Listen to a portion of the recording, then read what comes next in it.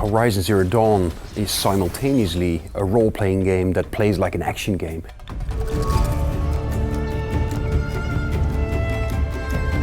We're known for our first-person shooter series, Killzone, and well, storytelling in an open world and in an RPG is not something that we had done before. But I think all of us, we really welcome it as just a wonderful opportunity to create something that's so fresh, so new. It's a wonderful challenge for us.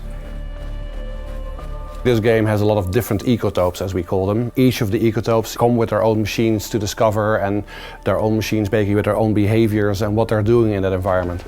We've shown at E3 basically our sort of more foresty, fall-like environment, but we also have deserts in the game, we have high mountain peaks completely covered in snow, we have jungle in the game, we have loads of different environments, and of course a really big part of it is also the ancient ruins that we have in the game, which are again a completely different sort of atmosphere and setting.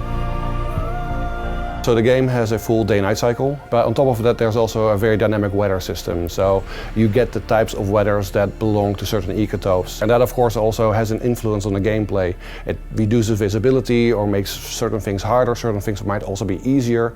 So there is a large component of how the look and the weather and the day cycle basically impacts your experience as a player. The transition from Killzone to Horizon has been really interesting, both from an artistic point of view as well as technically. When we're making Killzone, we're making linear levels or serpentine levels. Maybe you walk through them, but we have very tight control. And that's completely different in an open world, but the player has a lot more freedom to approach things the way that they want to see it. So we really had to basically start looking at the world from a 360 point of view, basically looking at all the different directions that the player could approach, how things would look, basically how the vistas would look, and all these different aspects.